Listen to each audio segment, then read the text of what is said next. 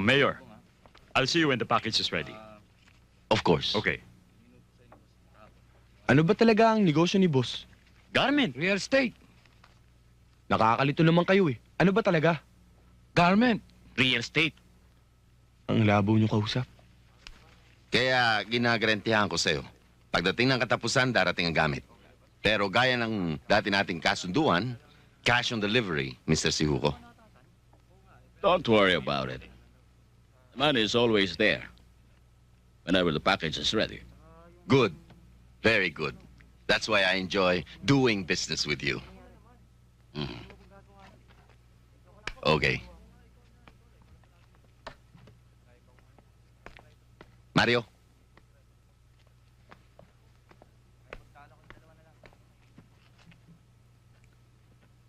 Magsha-shopping ang tweet-tweet ko. Samahan mo. At susundin mo ang lahat ng magugustuhan niya.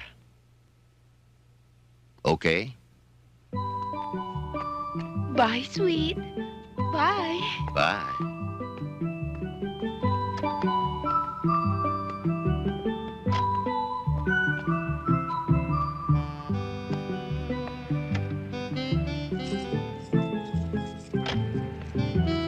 Ma'am Sweet, wag po. Kailangan ko trabaho ko. Huwag kang mag-alala. Akong bahala sa'yo. Hindi ba ang sabi ni Mayor, lahat ng gusto ko, susundin mo? Ma'am, wag. Baka malaman ito ni Mayor. Panis yan dalawang yan.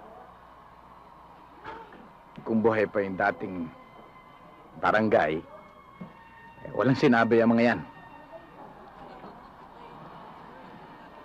Ikaw, Chief. Barangay ka? Dati, palaging talo. Problema kasi, palpak na ang lahat. Dapat siguro palitan niyo ibang players. Ang dapat, palitan na ang buong team. Pati ang coach. Total overhaul. Pagbulok ng isang bagay, useless ng palitan ng paisa-isa. Masyado yatang mahal yun. Well, that's the price they have to pay, Chief. Mahal ang pagbabago. Kung di nila kaya magbayad, mananatiling bulok ang sistema.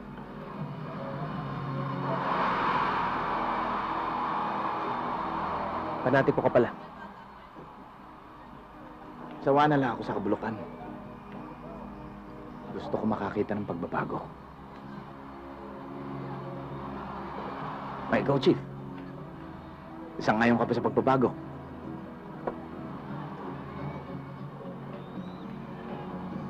Depende. Depende saan. Depende sa paraan. Dapat dahan-dahan. Hindi dinadahan-dahan ng pagbabago.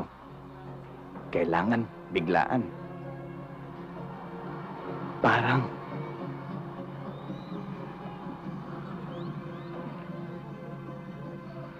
babae.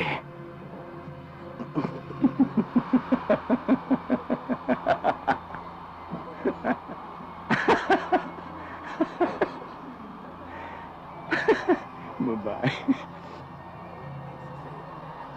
Ikaw talaga kahit kailan malisyoso ka eh. Magkakapatid tayo rito. Oo! Pati ba naman ako lulukuhin mo eh. Dati na ako loko-loko. Excuse me.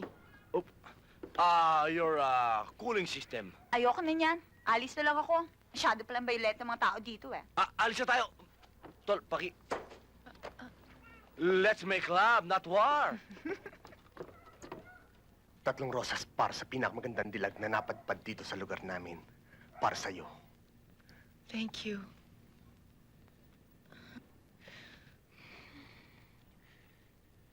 Ano yun? Wala. Ako nga pala si Noel Wico, batang kriminal. Alam mo, ako hoodlum dito eh. Meron ng panata eh, na weekly may binubugbog ako. Pero ngayong linggon to eh, pinagpaliban ko na yun para makita ko gandaan mo.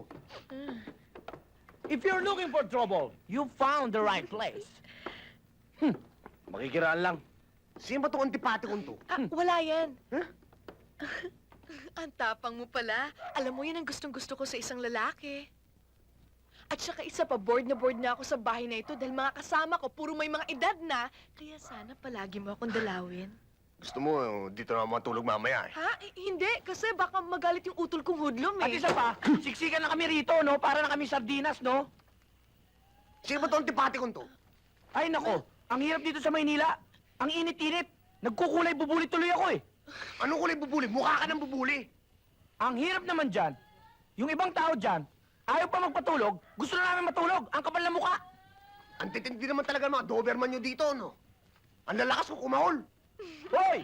Hindi lang yon. Nangangagat pa kami sa leeg. Ano ka, ha? Ano pinagmamalaki mo, ha? You know what? I can kill you as sure as I'm standing here. Oy! Kilala kita, ikaw si Barry. Barry Manilow? Hindi. Barry Moyd.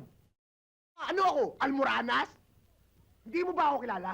Ako siga dito sa lugar na to. Ako may hawak ng lugar na to. Oy, Ben! Ang liit-liit na tao, ang laki ng kamay. Hawak daw niya itong lugar na to.